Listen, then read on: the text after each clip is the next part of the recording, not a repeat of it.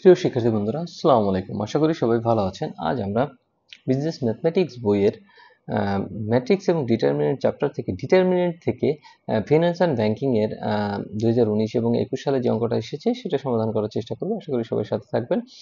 এবং আমরা যদি শুরুতে অঙ্কটা পড়ি, যদি এক্স ওয়াই জেড মানগুলো ভিন্ন হয়, যদি ডেল্টা সমান সমান এত হয়, তবে দেখাও এত সমান সমান 0 হয়, তবে দেখাও যে এক্স ওয়াই জেড সমান সমান -1। এটা একটা ম্যাট্রিক্সের মানে নির্ণায়কের সমাধান। আমরা একটু চেষ্টা করি সমাধান করার জন্য। তাহলে আমরা শুরুতে লিখব, দেওয়া আছে এত সমান সমান 0। এখন আমরা যদি এই ম্যাট্রিক্সটা যদি খেয়াল করি, এখানে একটা প্লাস চিহ্ন দেওয়া আছে। তাহলে এই প্লাস চিহ্ন দ্বারা আমরা ম্যাট্রিক্সটাকে আসলে দুই ভাগে ভাগ করে ফেলবো। তাহলে প্রথম যদি আমরা লিখি X Y Z, X square Y square Z square 1 1 1। এখন এই যে প্লাসটা আমরা এইমাত্র লিখলাম, এই প্লাসটাই আমরা এইখানে দিয়ে দিছি। এই যে প্লাসটা ছিল, এই প্লাসটা আমরা কি করছি, এইখানে দিয়ে দিছি। তাহলে প্লাসটা দেওয়ার পরে আসলে এই জিনিসগুলো আমাদের আলাদা হয়ে গেছে। এই যে এক্স কিউব ওয়াই কিউব এবং জেড কিউব, এটা আলাদা হয়ে গেছে। তাহলে এটা আমরা নতুন করে আবার লিখব। তাহলে X Y Z X square Y square Z square, যেহেতু অনটা আমরা লিখবো না, কারণ অনটা আমরা আগেই লিখেছি।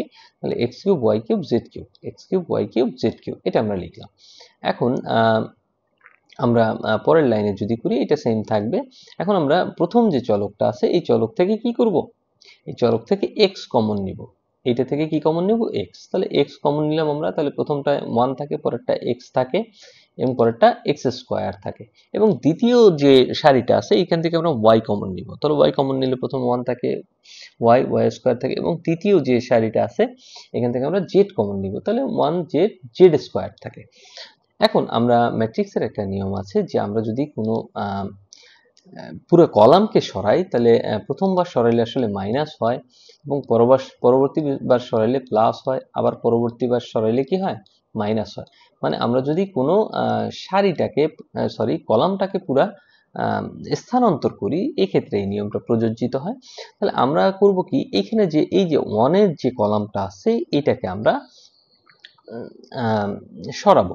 তাহলে এই 1 এর কলামটা যদি আমরা এই পাশে আনি, তাহলে এক্স স্কয়ারটা কি এই পাশে চলে যাবে। তাহলে সেটাই হয়েছে। আপনারা একটু দেখেন যে এক্স ওয়াই জেড এটা সেম আছে। এই 1 1 যেটা ছিল সেটা আমরা মাঝখানে নিয়ে এসেছি, এবং এক্স স্কয়ার ওয়াই স্কয়ার এবং জেড স্কয়ারটাকে আমরা 3 নম্বরে দিয়ে দিয়েছি, এবং শুরুতে একটা মাইনাস হয়েছে। এখন আমরা এর পরিবর্তে এই পাশে যা থাকবে সেটা কিন্তু আমরা হুবহুব যা আছে সেটাই লিখেছি, এখানে কোনো পরিবর্তন হবে না। এক্স ওয়াই জেড এর ওই পাশে যা থাকবে সেটার কোনো পরিবর্তন হবে না। তারপর আমরা যদি এখানে এই ওয়ানটাকে আবার সামনের দিকে আনি, তো প্রথমবার আমরা দিয়েছিলাম হচ্ছে মাইনাস, এবং পরবর্তীবার আমাদের কি দিতে হবে, প্লাস। তাহলে আমরা প্লাস দিয়েছি এবং ওয়ানটাকে সামনে নিয়ে এসেছি। তাহলে আমাদের এক্স ওয়াই জেডটা হচ্ছে এখানে ছিল, এটা এখানে চলে আসবে, এবং X square Y square Z square এখানে থাকবে। এখন এইটা করার পিছনে আসলে রিজনটা কি, রিজনটা হচ্ছে আমরা জাস্ট কমন নিব। মানে এইটা থেকে এটা কমন নেওয়ার কারণে আসলে এত কাজ করা হয়েছে। কারণ আমরা জানি এই পাশ আর এই পাশ এখন সেম হয়ে গেছে, এই পাশ আর এই পাশ সেম হয়ে গেছে। এখন আমরা এটাকে কমন নিব। তাহলে আমরা যদি কমন নেই, কমন নিলে কি দাঁড়ায়, যেহেতু দুইটা সেম, একটা কমন নিলাম এটা থেকে এটা, তাহলে কমন নেওয়ার ফলে এইখানে এই যে পুরো অংশটা আছে, এখানে আসলে আমাদের কিছু থাকে না। এই পুরো অংশটা যেটা আছে কিছু থাকে না, এটা কমন নেওয়ার ফলে আমাদের এখানে থাকে শুধু 1। আর এই পাশে থাকে কি, যেহেতু এটা এই পুরোটা কমন নেওয়া হয়ে গেছে, তাহলে আমাদের এখানে থাকে হচ্ছে এক্স ওয়াই জেড। তাহলে 1 প্লাস এক্স ওয়াই জেড সমান সমান 0। এখন আমরা এইটুক সমান সমান, এটা কখনোই 0 হওয়া সম্ভব না, তাহলে আমরা লিখলাম, কিন্তু এটা সমান সমান নট ইকুয়াল টু 0, এবং 1 প্লাস এক্স ওয়াই জেড সমান সমান 0, এবং এক্স ওয়াই জেড সমান সমান, এটা 1টা প্লাস আছে, এই পাশে নিলে মাইনাস হয়ে যাবে। এই ছিল আসলে অঙ্কের সমাধান। যদি বাসায় প্র্যাকটিস করেন তাহলে অবশ্যই সহজেই বুঝতে পারবেন। আর কোনো প্রশ্ন থাকলে তো আমি আছি। এরপর আমরা পরবর্তীতে একটা অঙ্কে চলে যাই। প্রিয় শিক্ষার্থী বন্ধুরা, ন্যাশনাল ইউনিভার্সিটির বিবিএ এমবিএ সকল সাবজেক্টের পরবর্তীতে আপডেট পেতে এই ভিডিওটিতে লাইক করুন, চ্যানেলটি সাবস্ক্রাইব করুন এবং বেল বাটনে ক্লিক করে রাখুন। প্রিয় শিক্ষার্থী বন্ধুরা, এখন আমরা সারাস ডায়াগ্রাম, মানে একদম নতুন এক ধরনের অঙ্ক, সেটা সমাধান করার চেষ্টা করব। সারাস ডায়াগ্রাম আসে পরীক্ষায়, বাট ম্যাট্রিক্সেই বেশি আসে, তারপরও আপনাদের জ্ঞাতার্থে এই অঙ্কটা সমাধান আমরা করে দিব।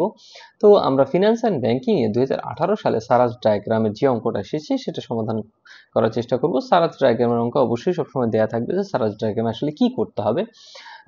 তো আমরা এখানে বলছে সারাস ডায়াগ্রামের সাহায্য প্রমাণ করো এত সমান সমান 0, মানে এই অঙ্কটা থেকে রেজাল্ট আসবে 0। তো আমরা সারাস ডায়াগ্রামের সাহায্য লিখি। সারাস ডায়াগ্রামের সাহায্য প্রদত্ত নিয়ে দক্ষিণ পাশে প্রথম এবং দ্বিতীয় কলাম লিখে পাই। এটা মানে কি? এটার মানে হচ্ছে আমাদের যে এই যে প্রথম কলামটা আছে এবং দ্বিতীয় কলামটা আছে 1 1 1 xyz, এটাকে আমরা মানে পুরো অঙ্কের এই যে পুরো অঙ্কে আছে এটার এই পাশে আবার লিখে নিব। এই যে যেমন এখানে করা হয়েছে 1 1 1 xyz। তার মানে লিখেছি কি সাহায্য প্রদত্ত নির্ণয়কের দক্ষিণ পাশ মানে হচ্ছে আপনার ডান পাশ, প্রথম ও দ্বিতীয় কলাম লিখে পাই। এই প্রথম কলামটা এবং দ্বিতীয় কলামটা আবার নতুন করে লেখা হয়েছে। প্রথম কলাম দ্বিতীয় কলাম নতুন করে লেখা হয়েছে। সারাস ডায়াগ্রামের সমাধান আসলে এইভাবেই করতে হয়। এবার আমরা লিখি এখন প্রথম সারি হতে নিচের দিকে 3 চিহ্নের ছেদকৃত উপাদানগুলো গুণফলের সমষ্টি। এখন নিচের দিকে কিভাবে করতে হয় আমরা একটু খেয়াল করি। প্রথম কি আছে 1, 1 এর পর মানে প্রথম সারির প্রথমটা দ্বিতীয় সারির দ্বিতীয়টা, তাহলে দ্বিতীয় সারির দ্বিতীয়টা হচ্ছে কি y, এবং তৃতীয় সারির তৃতীয়টা, তাহলে কত হয় x প্লাস y। এই তিনটাকে আমাদের কি করতে হবে আসলে গুণ করতে হবে, মানে এই তিনটা দ্বারা আমরা তীর চিহ্ন টানবো। তাহলে 1 এর উপর দিয়ে এবং y এর উপর দিয়ে এবং x প্লাস y এর উপর দিয়ে আমাদের তীর চিহ্ন যাবে। তাহলে বলছে এখানে প্রথম সারি হতে নিচের দিকে তীর চিহ্নের ছেদকৃত উপাদানগুলোর গুণফলের সমষ্টি। তাহলে আমরা এখানে প্রথম ছিল কত 1, তাহলে 1 কে গুণ করলাম, পরে ছিল y, তারপর ছিল x প্লাস y। এবার আসি প্রথম সারির দ্বিতীয় এবং দ্বিতীয় সারির তৃতীয় এবং তৃতীয় সারির চতুর্থ।